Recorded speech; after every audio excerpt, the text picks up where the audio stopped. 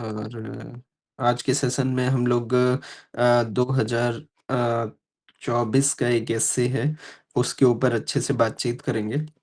इसके पहले अभी तक के सेशन में जो कुछ भी डिस्कस किया था, उसके ऊपर थोड़ा-सा अगर समराइज़ करूँ तो क्या कुछ बातें आपको ध्यान में रखने की ज़रूरत है।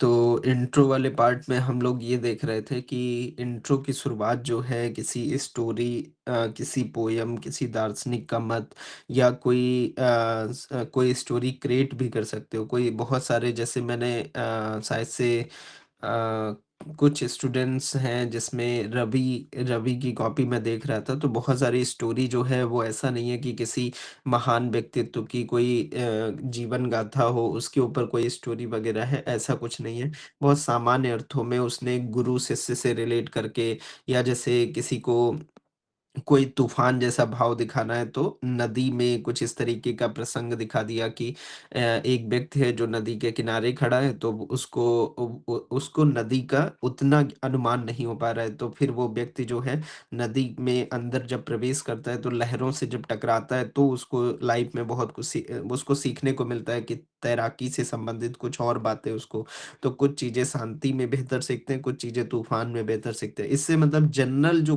उदाहरण है उससे रिलेट करके भी आप लोग लिख सकते हो, कोई दिक्कत नहीं है, ठीक है? तो ये कुछ मैंने आपको बताया था कि स्टोरी, पोएम या फिर जैसे कोई स्वयं का अनुभव हो गया या इस तरीके की कोई बहुत अच्छी स्टोरी या कुछ नहीं भी याद आ रहा है तो उससे कुछ चिंता करने की बात नहीं है आपको। आपको हमेशा स्वयं से रिलेट करके किसी दोस्त का कोई एक्ट याद करके वो सबको भी स्टोरी के फॉर्मेट में सजा करके आप लिख सकते हो, ठीक है? बाकी मैं आपको ये भी बता रहा था कि अ, 1-2 बातें और हैं जो आपको थोड़ा ध्यान रखने की ज़रूरत है कि जिसमें आपको ये बता रहा था कि जैसे कोई ऐसी स्टोरी या कोई ऐसी पोएम या कुछ इस तरीके का कंटेंट नहीं मेंशन करना है, जो केवल आपको याद था और आपने लिखने के पर्पज़ से उसको लिख दिया, तो इस तरीके का कुछ भी नहीं करना है, ठीक है?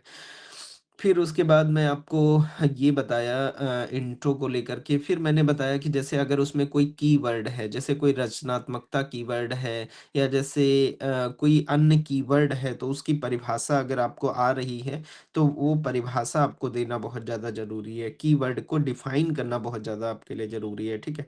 इसके अलावा मैं आपको ये बात बताया कि इन केस अगर परिचय में कोई मेटाफर है, मेटाफर और रूपक एक ही शब्द है, रूपक की ही इंग्लिश मेटाफर बोलते हैं उसको।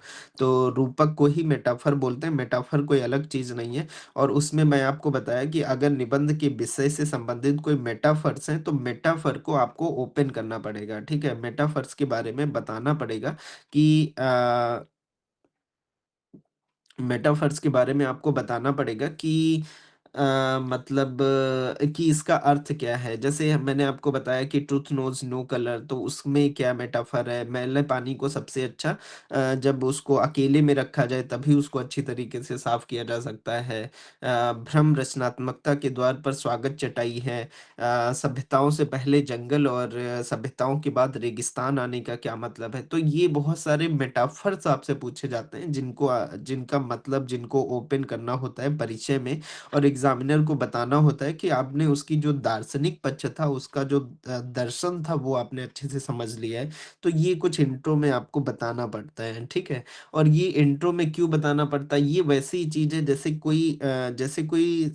कोई छोटी अवस्था में है या किसी को अपना घर दिखाना है, किसी को कुछ अपनी बात किसी किसी नए आदमी से आप परिचित हो रहे हो, तो उसको बताना पड़ेगा ना कि आपने उसको उसके बारे में ऐसा नहीं है कि अचानक से उसको महात्मा बुद्ध के उदाहरण से इंट्रोड्यूस कर दिए या कुछ अल्बर्ट आइंस्टीन के बारे में ये या कुछ उदाहरण दे भी रहे हो तो बस वो केवल एक उदाहरण दे करके कि वो संपूर्ण कथ्य को जो निबंध का जो टॉपिक है उसको बस परिभाषित कर दे। ऐसे बहुत सारे एग्जाम्पल्स की भी फ्लड शुरू-शुरू में नहीं लाना है।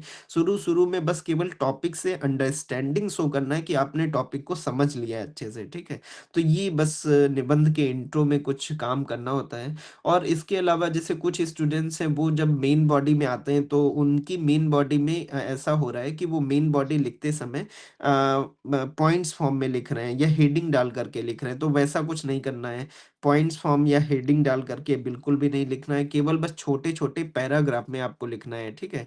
भले ही आप कोई भी कंटेंट, कोई भी बात बता रहे हो तो हमेशा छोटे-छोटे पैरा में ही आपको कंटेंट देना पड़ेगा, ठीक है? तो ये कुछ बातें आपको ध्यान रखना है। बाकी जब आप मेन बॉडी में आओ, तो मेन बॉडी में आते समय आपको मैंने बताया कि आपको मैं कल कल बता रहा था कि जैसे निबंध में जनरली क्या होता है कि निबंध में एक वन डायमेंशन आपके सामने होता है। एक पहलू आपके सामने होता है, फिर इसी को ओपन करना होता है, इसी के दूसरे डायमेंशन को, इसी के अपोजिट डायमेंशन को, इसी को ओपन करना होता है। तो ऐसा कुछ मतलब आपको करना होगा हमेशा, ठीक है? और ये मतलब निबंध का जो टॉपिक है वो अपने आप में कोई सत्य बात नहीं है। हो सकता है वो गलत लिखा हो सकता है कि मतलब गलत मतलब ऐसे क्योंकि लाइफ में हमेशा आपको ये बात आपके लाइफ के लिए भी बहुत इम्पोर्टेंट है कि लाइफ में कोई भी बात ऐसी नहीं होगी कि जो पूर्णतया सत्य हो, कोई भी बात ऐसी नहीं होगी जो पूर्णतया गलत हो। उसके कुछ न कुछ हमेशा कुछ न कुछ उसके चीज़ें ऐसी होंगी जो एक पहलू होगा जो सत्य वाला होगा, एक पहलू होगा जो उसके कुछ प्रो कॉन्स हमेशा हर चीज़ के रहते हैं। तो वो बात एग्ज़ामिनर को बतानी पड़ती है।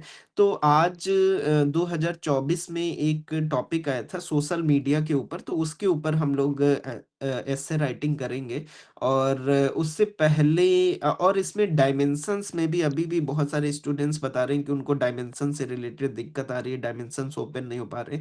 तो ऐसा डायमेंशन से रिलेटेड आप बस ये देखो कि इसका कुछ अपोजिट बात भी है, इसकी कुछ मतलब ये प्रस्तुत अर्थ के अलावा कुछ मतलब ये बात तो है, लेकिन इसका कुछ और पहलू भी है। जैसे मैं आपको प्रारंभिक क्लासेस में बता रहा था कि हमेशा सत्य बोलना चाहिए, जैसा कि हमको कक्षाओं में पढ़ाया गया। तो उसके बाद जैसे हमेशा सत्य बोलना चाहिए, लेकिन कभी-कभी नहीं, कुछ ऐसी परिस्थितियाँ होती हैं, हो सकता है कि कल को आप किसी सीक्रेट पुलिस एजेंट के रूप में आपको काम करना पड़ रहा है। आईपीएस के बाद आपका प्रमोशन हो गया, आईबी वगैरह या सीबीआई वगैरह या किसी अन्य जाँच में आपको जाना पड़ रहा है। तो उस तरीके के केसेस में अगर आप मीडिया के सामने आकर के जैसा कि शायद से राधा ने एग्ज़ाम्पल भी दिया था कि जब ताज होटल पर हमला हो रहा था, तो इस तरीके का मीडिया के सामने ऐसा नहीं था कि जो पुलिसकर्मी थे या वहाँ पर जो लोग थे, उन्होंने मीडिया के सामने आकर के सारी बातें ओपनली रख दिया था, ठीक है? तो ऐसा कुछ नहीं किया गया था।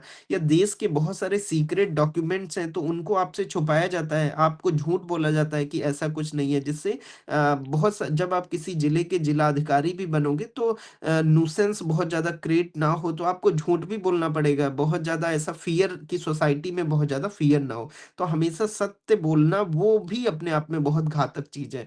तो कुल मिलाकर के अल्टीमेटली मैं आपको ये सिखाना चाह रहा हूँ, ये इससे जो आपकी लाइफ़ में भी बहुत ज़्यादा इम्पैक्टफुल है कि हमेशा कुछ ऐसी बातें होती हैं जो हमेशा कुछ ऐसी बातें होती हैं जो जिस पर हम लोग रिजिड हो जाते हैं, तो हमको रिजिड नहीं होना है। इससे हमको ये सिखा रहा है कि किसी एक बात पे रिजिड नहीं होना है, हमेशा उसके प्रो देखने हैं, उसके कॉन्स भी देखने हैं। इसके अलावा हमेशा दूसरा डायमेंशन भी ओपन करके देखना है।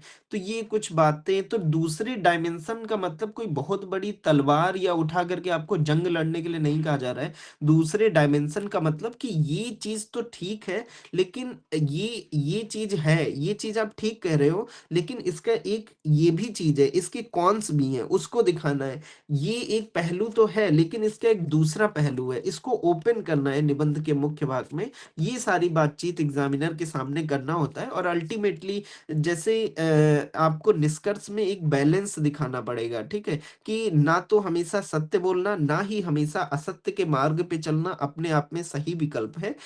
विकल्प है तो वो है परिस्थितियाँ, कि परिस्थितियों के अनुसार व्यक्ति को सत्य या असत्य में अपना रास्ता चुनना होता है, जो उस परिस्थिति के अनुसार उचित रहे, ठीक है? तो ऐसा कुछ निष्कर्ष में लिखना होता है, ठीक है? तो और डायमेंशंस, कोई भी डायमेंशन ओपन करके ऐसा नहीं है कि तुरंत आपको भाग जाना है। उधर कोई डायमेंशन ओपन किया, फिर 2 लाइन लिखी, फिर तीसरा डायमेंशन ओपन कर दिया, चौथा डायमेंशन ओपन कर दिया।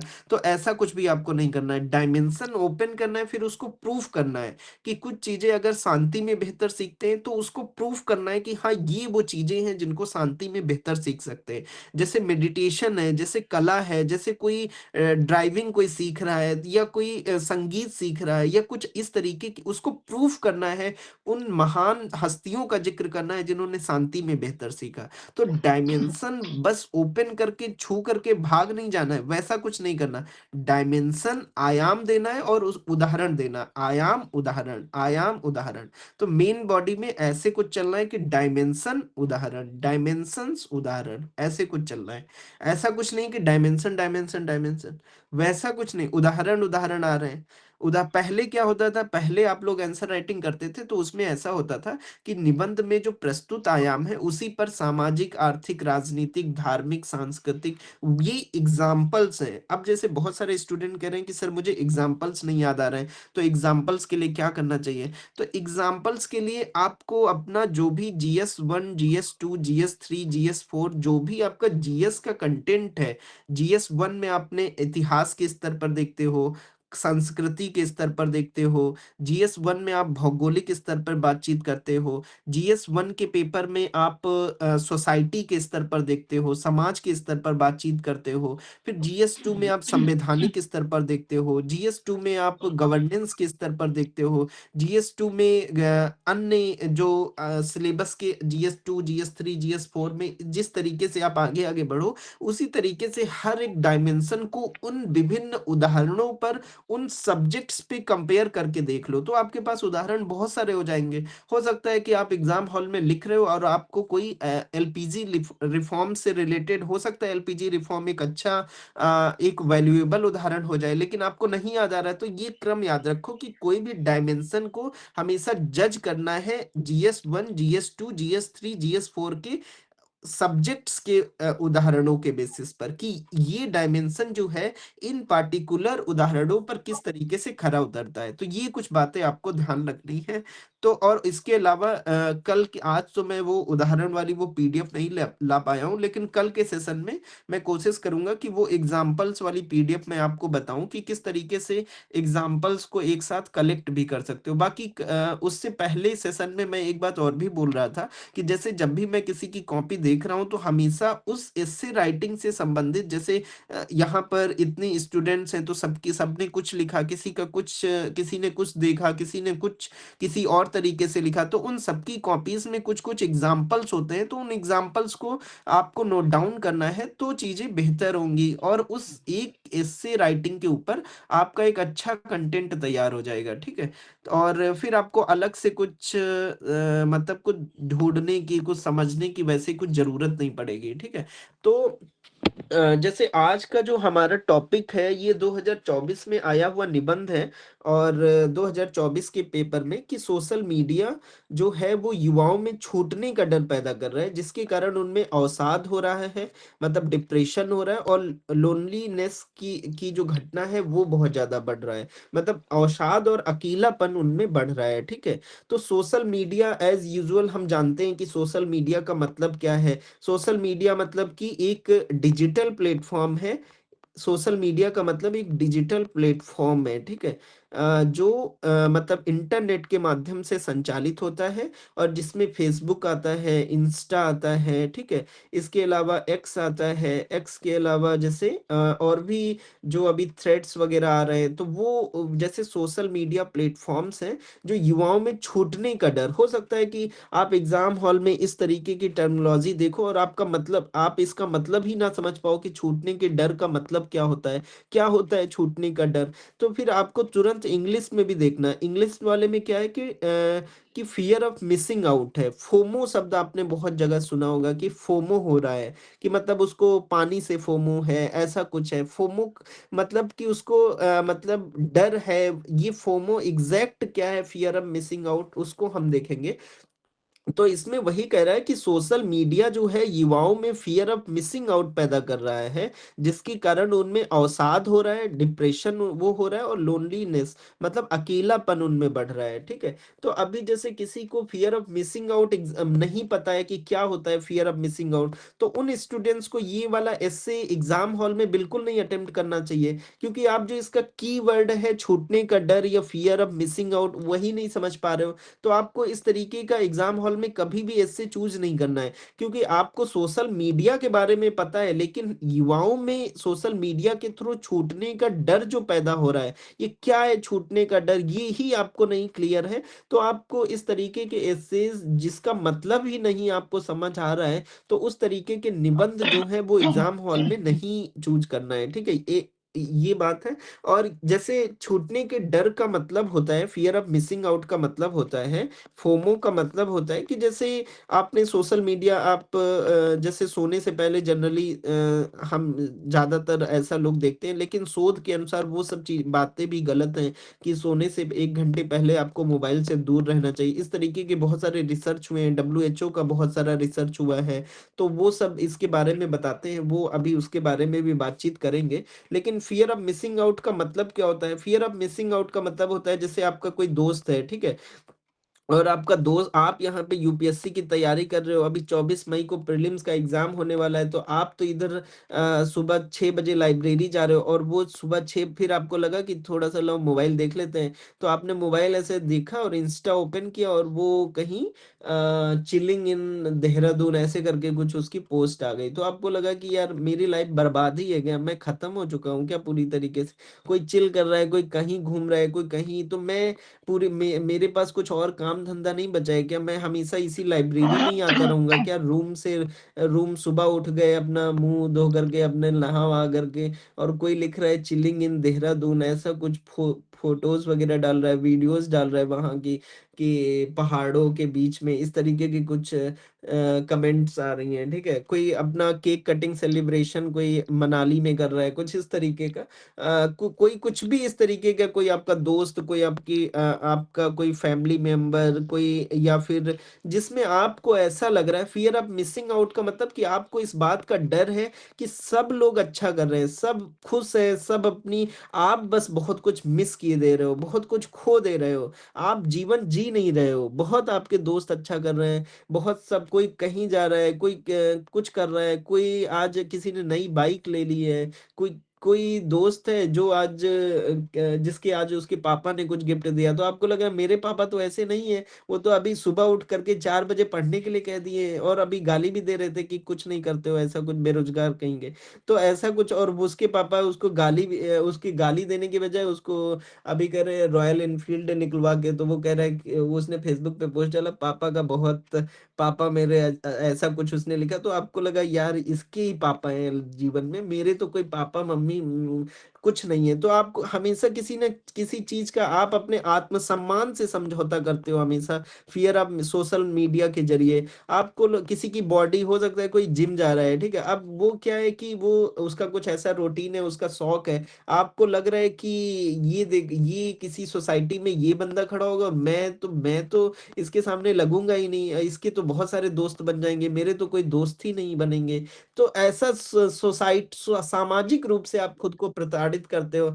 आप तब तक आपको क्या हुआ कि तब तक क्या हुआ कि जैसे आपके जो फ्रेंड लिस्ट में जो आपके फॉलोवर्स वगैरह हैं, वो सोशल मीडिया पर केवल जैसे सपोज दैट 350 हैं, और एक जैसे आकाश है, तो आकाश के जो सोशल मीडिया पे फॉलोवर हैं, सोशल मीडिया पे जो उसकी रीच है, वो 1250 ऐसा कुछ है जैसे। तो आपको लग रहा है यार आकाश का बहुत मतलब इसका अब आकाश मिलेगा तो हो सकता है अच्छे से मिलोगे आप कि हाँ आकाश से ऐसा कुछ, या हो ऐसा कुछ भी आपको लग सकता है कि आकाश में ऐसा क्या है, तो उसकी प्रोफाइल जा करके देखें। अब ये आकाश बेरोजगार है भाई, आकाश वही काम बचा है आकाश के पास, फेसबुक चलाना, यही सब करना, तो इसीलिए उसके 1250, तुम भी टाइम दोगे तो तुम्हारे भी इस तरीके का हो। लेकिन तुम अपने अंदर ही अंदर तुमको लग रहा है कि मैं बिल्कुल बर्बाद ही हूँ, यहाँ भी मेरे फॉलोवर्स कम है, रियल लाइफ में तो दोस्त मेरे बनते ही नहीं थे, लेकिन फेसबुक और इंस्टा पर भी मेरे दोस्तों की बहुत सारी कमी है। तो फियर ऑफ मिसिंग आउट मतलब कि आप हमेशा इस डर में हो कि आप बहुत कुछ मिस कर रहे हो,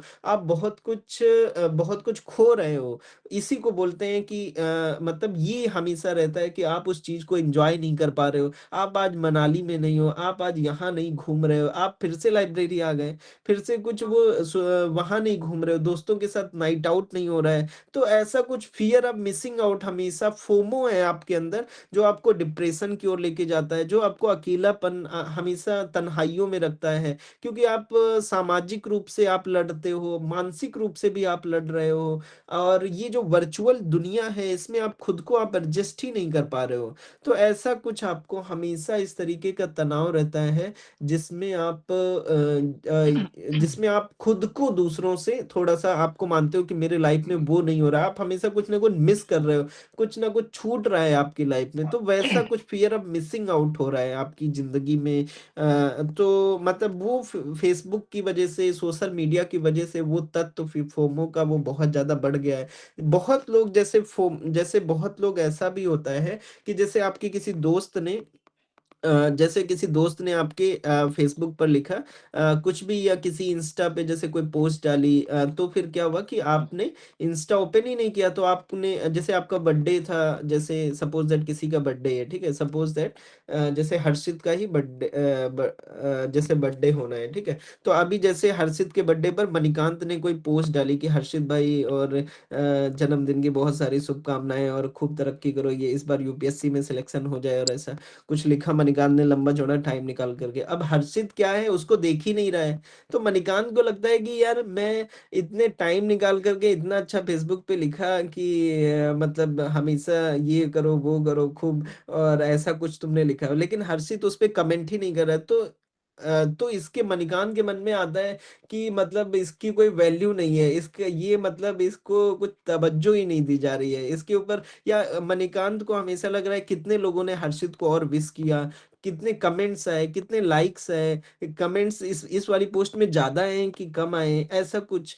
तो वो मतलब इस तरीके का हमेशा उससे हमेशा मतलब खुद को इस तरीके का रहना, इस तरीके से सोशल मीडिया से अटैचमेंट रखना, इस वर्चुअल या आभासी दुनिया से खुद को रखना, जो वास्तविकता में जिसका संबंध नहीं है, जिसमें आप बहुत कुछ अपडेट होना चाहते हो, बहुत आप लोगों से जुड़ना चाहते हो, दोस्ती करना चाहते हो, ऐसा कुछ करना चाहते हो, बहुत आगे मतलब हमेशा मतलब कुल मिलाकर के आप सोशल स्टेटस अपना बनाना चाहते हो। आप मानसिक रूप से उसी में लगे रह रहे हो, और हमेशा इस बात का भी आपको भान रहता है कि और चीज़ें आगे बढ़ें, और हमेशा, क्योंकि हमेशा कुछ ना कुछ आपको लगता है ये मिस हो गया, उसकी कमेंट नहीं है, उसके लाइक्स नहीं आए, ऐसा उसने स्टोरी पे आज मेरा बर्थडे था, उसने स्टोरी नहीं लगाई, ऐसा कुछ। तो सोशल मीडिया में ये फोमो जो है, छूटने का जो डर है, ये सोशल मीडिया पैदा कर रहा है, जिसके कारण डिप्रेशन है और अकेलापन बढ़ रहा है, ठीक है? तो इसमें इसके इंट्रो में आपको सोशल मीडिया का, जब भी आप अभी मैं आपको पूरा टाइम दूँगा 1 घंटे का, और उसमें आपको एस्से राइटिंग करनी होगी। इसमें इंट्रो में आपको सोशल मीडिया का अर्थ बताना होगा, इंट्रो में कि सोशल मीडिया का मतलब क्या है। फिर उसके बाद बताना है कि ये सोशल मीडिया द्वारा छूटने का डर, निबंध के वाक्य में या प्रस्तुत निबंध में छूटने का डर का तात्पर्य है कि छूटने का डर, या ब्रैकेट में फोमो भी लिख सकते हो कि छूटने का डर का तात्पर्य है कि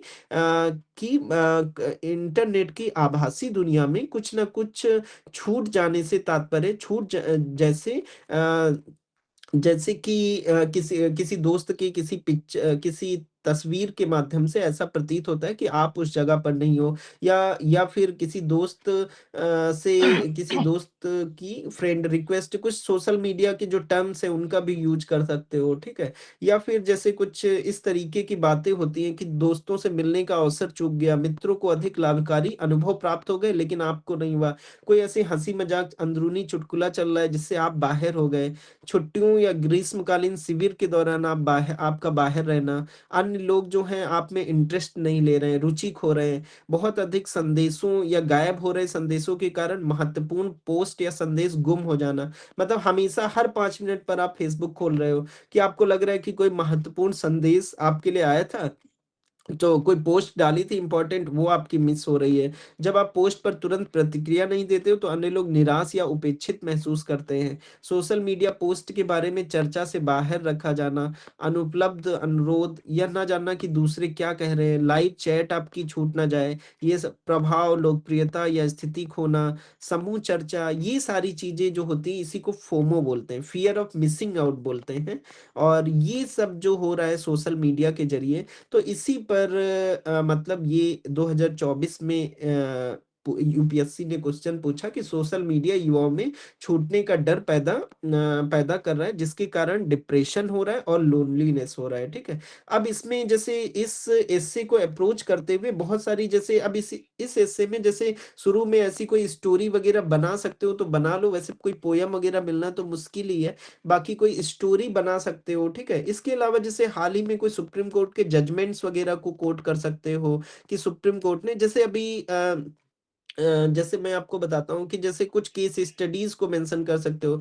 जैसे अभी सुप्रीम कोर्ट ने 25 अगस्त 2025 की एक मैं कटिंग लेकर के आया हूँ आपके सामने कि 25 अगस्त 2025 को,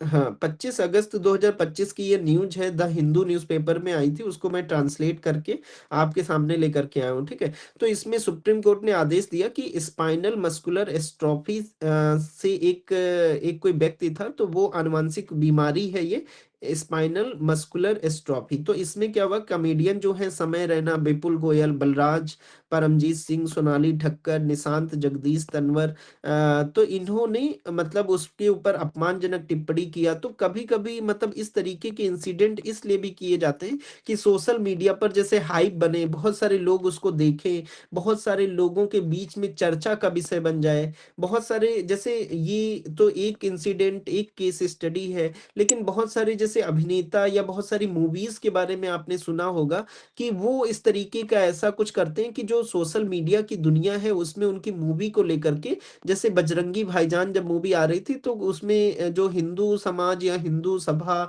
या जो हिंदू संगठन या आरएसएस या इस तरीके के जो जो हिंदू विचारधारा से संबंधित अत्यधिक लोग हैं, तो उनका ये मानना था कि सलमान खान के द्वारा कुछ बजरंगबली को लेकर के कुछ टिप्पणी की गई, ऐसा कुछ पहले शुरू में चल रहा था मूवी रिलीज होने से पहले।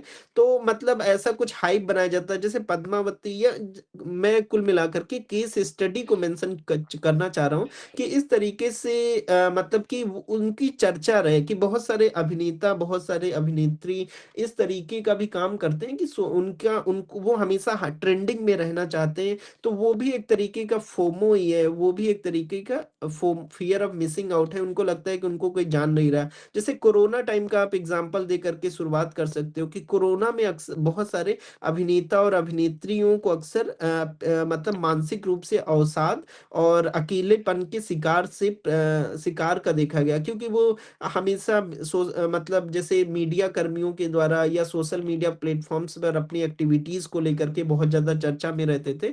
लेकिन सुशांत सिंह राजपूत के इस स्टडी में एक ये भी फैक्टर माना जाता है कि हो सकता है वो लोगों से मिलता जुलता रहता, बहुत सारे लोगों से, कोरोना जैसी परिस्थिति ना होती तो हो सकता है आज वो हमारे बीच में होता। तो इस तरीके की बातें या बहुत सारे और उस टाइम पर बहुत सारी बातें आ रही थी कि सोशल मीडिया पे उतना हाइप नहीं हो रहा है, उतनी स्टोरीज, इनको इनको तो बहुत सारे लोगों से मिलना होता है, लेकिन उस तरीके की बातें नहीं हो रही। तो इसकी वजह से इस तरीके के केस ज्यादातर बढ़ रहे हैं, ठीक है। इसके अलावा एक और मैं न्यूज़पेपर की कटिंग लेकर के आया हूँ कि सोशल मीडिया की वजह से बढ़ रहा है मनी फोमो। एक मनी फोमो मतलब कि जैसे आपने जैसे कोई आपने ऐप खोला, फिर उसमें आपको दिखा कि ये वाला जैकेट सिर्फ 299 में है और इसको पहनते ही मतलब आपकी किस्मत बदल जाएगी, ऐसा कुछ वाला है।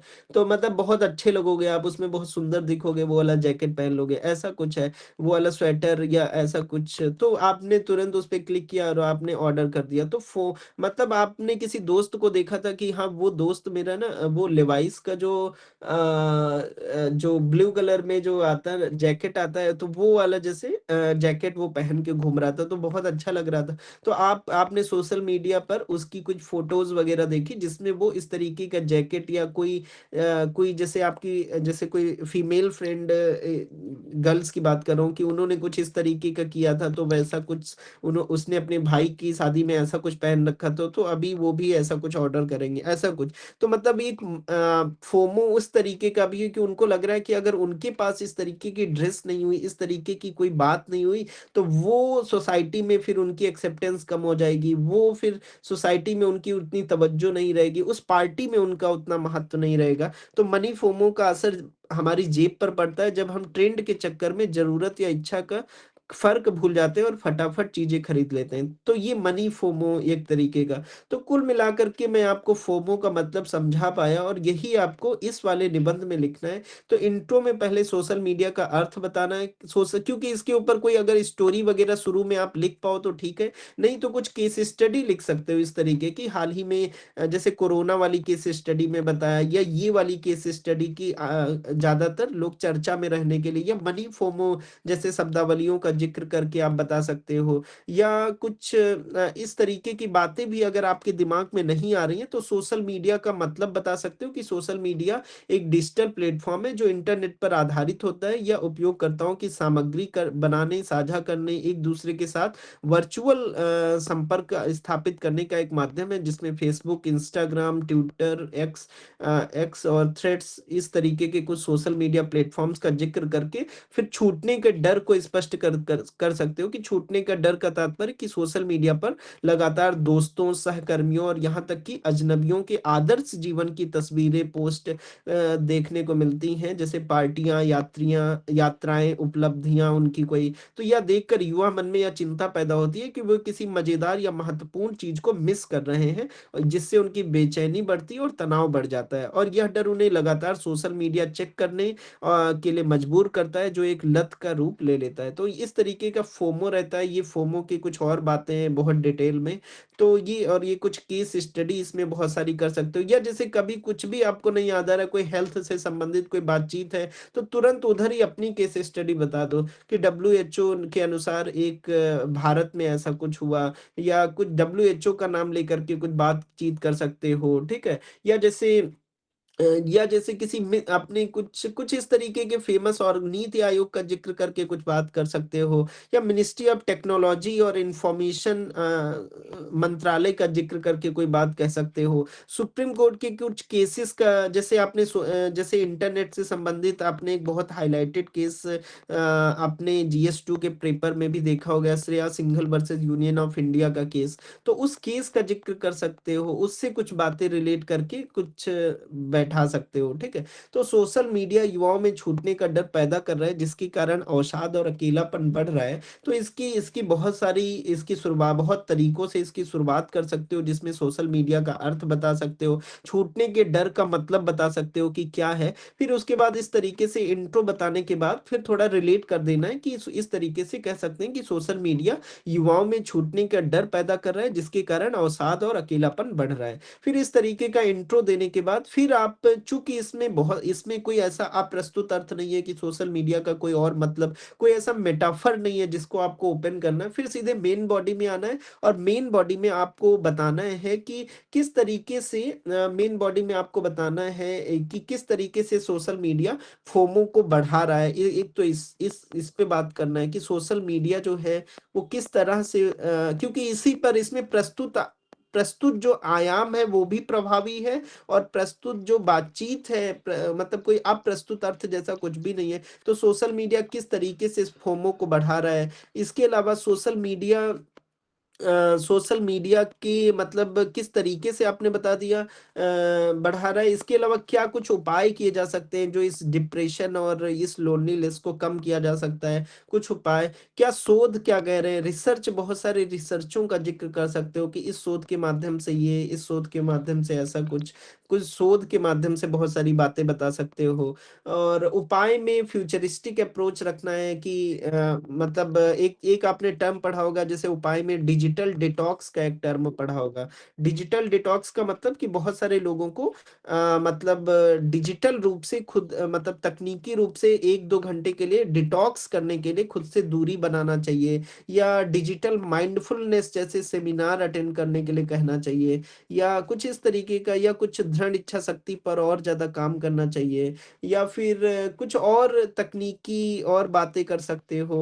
ठीक है? तो इस तरीके का फिर लास्ट में आप इसमें जैसे यहाँ पर तो मैंने अभी जब सेशन एंड हो जाएगा तो मैं आपको इस ये वाली पीपीटी आपके साथ शेयर कर दूँगा। जैसे ये मैंने चाइल्ड माइंड ऑर्गेनाइजेशन की एक केस स्टडी निकाली थी। तो ये सब जैसे एग्ज़ाम हॉल में याद आना इस तरीके की बातें और ये भी बात कर सकते हो कि सोशल मीडिया युवाओं में छूटने का डर पैदा क्यों कर रहा है? तो मतलब यहाँ पे मेन बॉडी में आपको यही कुछ बातें बतानी है एग्ज़ामिनर के सामने कि एक तो किस तरह से मतलब किस तरह से कर रहा है, क्यों कर रहा है, उपाय बताने हैं कि इससे बचने का क्या किया जाए, कुछ रिसर्च क्या कह रहे हैं, उस पे बातचीत करना है। लास्ट में आते-आते जब ये सारी बातें हो जाएँ तो फिर आपको लास्ट में आते-आते सोशल मीडिया को ऐसा नहीं है, एक दूसरा पहलू भी इसमें यूज़ कर सकते हो कि सोशल मीडिया सिर्फ़ फ़ियर ऑफ मिसिंग आउट ही नहीं, social media power of connection के रूप में भी है। जो मतलब युवाओं को अगर डिप्रेशन और लोनलीनेस से बचाता भी है, क्योंकि कम्युनिटी बिल्डिंग और नेटवर्किंग का एक अच्छा प्लेटफॉर्म है, सोशल अवेयरनेस और एक्टिविज्म का एक अच्छा प्लेटफॉर्म है, कोलैबोरेटिव प्रोजेक्ट्स और बहुत सारे स्किल डेवलपमेंट के काम आप सोशल मीडिया के माध्यम से कर सकते हो। तो सोशल मीडिया सिर्फ ऐसा नहीं है, ये भी बात एग्जामिनर को एंड एंड में 2 से 3 पेजेस में आप इस सोशल मीडिया की उपयोगिता जो युवाओं में छूटने का डर नहीं, फोमो नहीं, उनको पावर ऑफ कनेक्शन जोड़ने की ताकत भी है सोशल मीडिया में, जो उनको अवसाद और अकेलापन को कम कर सकता है। तो ये बात कुछ आप मतलब कर सकते हो, सेकंड डायमेंशन इसका लिख सकते हो, ठीक है? और इस तरीके से फिर सेकंड डायमेंशन को प्रूव कर सकते हो कि नहीं, फेसबुक पर इस तरीके के बहुत सारे एनजीओ चल रहे हैं, इंस्टाग्राम पे ऐसे बहुत सारे नारायणा हेल्थ जैसे प्रोग्राम चल रहे हैं जिसमें डोनेट करके बहुत लोग युवाओं को लेकर के बहुत सारी जैसे सफाई-वफाई को लेकर के या कुछ और बातें कर सकते हो, ठीक है? जो मैं इस वाले सेकंड डायमेंशन में आपको समझाना चाह रहा था कि सेकंड डायमेंशन में social media as a power of connection है, जो मंच है युवाओं को एक दूसरे के ज्ञान, कौशल इनको सबको सिखाता है।